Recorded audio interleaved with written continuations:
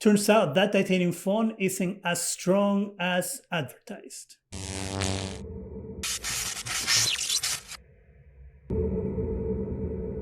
Hi, welcome to ZGadgetReview. The iPhone 15 Pro, this marvelous titanium piece of technology, was just released. For iPhone 15 Pro, we reevaluated every structural component. It isn't working as advertised, and it seems that Apple might have known this ahead of launch. The new enclosure uses grade 5 titanium, an alloy that has even higher tensile strength than pure titanium. As you can see, it's their own words. This is going to be stronger than regular titanium, grade 5 titanium. Not only that, but it's the same thing that is used in the Mars rover. In fact, this is the same alloy used on the Mars rover. Now, the phone has been out for a few days, and of course, people are testing it, seeing how good or bad it is. First, we have Apple Track. They traveled all the way to Australia to be one of the first to have an iPhone, and they did a drop test. At first, the devices performed as expected, a little bit of scuffing here and there, but nothing tremendous.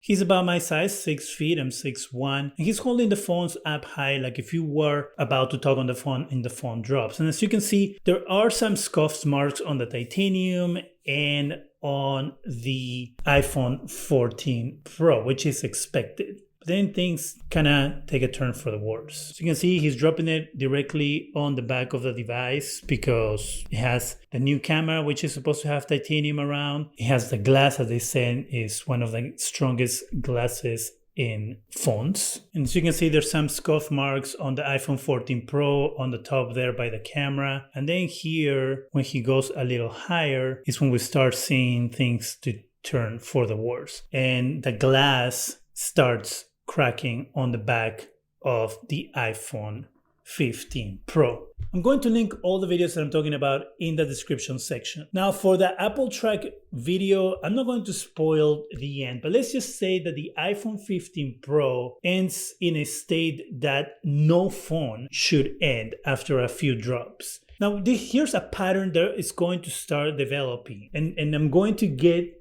to my point in a minute. We also have ZGadgetReview, who is known for submitting the phones to very, very torturous tests. Yes, granted, he does a lot of testing that most people wouldn't do in real world, right? In real world, you don't walk around and bend your phone to see how durable it is. But the whole point is that these devices cost thousands of dollars. And the idea is that most people aren't going to be buying a new phone every year when the new refresh comes. So when you buy a phone like this, it's supposed to last you for some time. It's supposed to last you for a few years, at least I will say 4 to 5 years. Of course, there's people who have kept their devices for way longer than that. This phone is going to live with you. That means that it's going to drop. That means that it's going to probably be on the floor and someone might step on it. That means that you might sit on it. That means that you might spill something on it.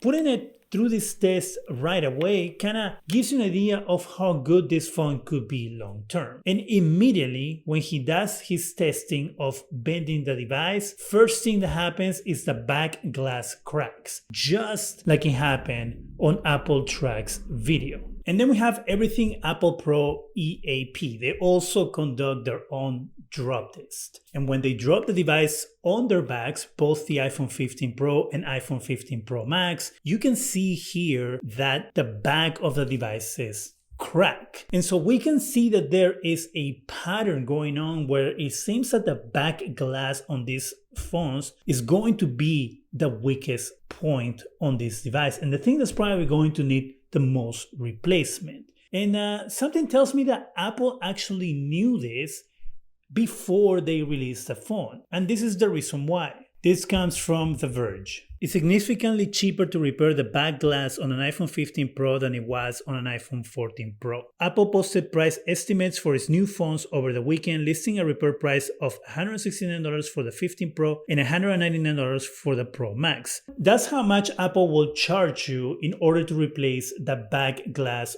of your device if it shatters. And it seems that from what we've seen so far, this is something that is going to be happening fairly easily. And it's also something that's probably going to be fairly common, which gives me that to think that this is why Apple lowered their prices.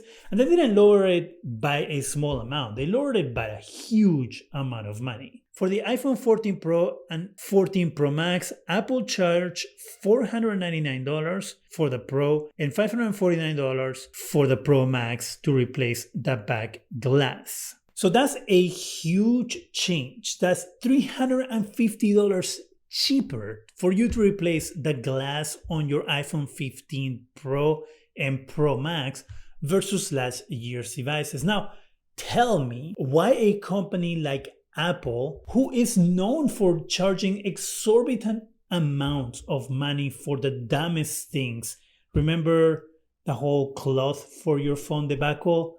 That company does not drop their prices so much on something where they can make so much money. Now, I'm not a conspiracy theorist. I'm not a person who goes around and goes like, "Oh, do we have, celestial beings living around us?" That's not me. I just look at information, look at numbers, and when there's something fishy and weird that a company never does, it's most likely telling us that the company probably knows what they're doing. Now, this isn't a video to bash Apple. In fact, this is the same alloy used on the Mars rover. Well, I guess that Mars rover was so strong because it didn't have any of that magic Apple glass. The reason why I'm making this video mostly is so you're aware of what's happening with the iPhone 15 Pro and the iPhone 15 Pro Max. These devices cost a lot of money, and you should be able to buy a device that's reliable and that is going to last you a long time. And right now, the iPhone 15 Pro and the iPhone 15 Pro Max aren't looking like those kind of devices. Now, I'm hoping, fingers crossed, that Apple will actually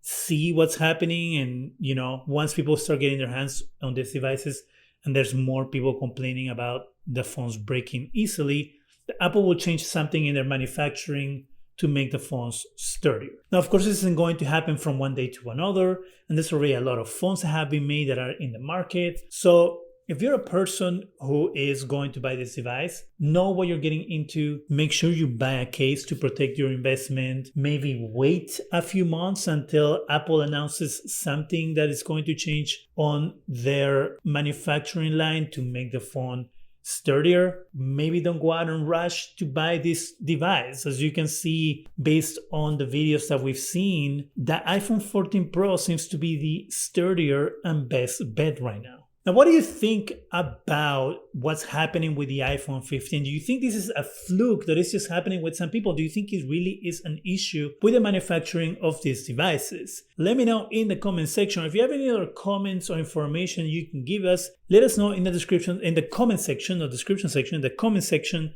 so we'll go ahead and pin your comment if it has information that wasn't covered in this video. That is it for me. Go ahead and subscribe, give us a thumbs up. It really helps the channel. Go ahead and hit that bell so you can be alerted every time we have new videos. And thank you very much for watching.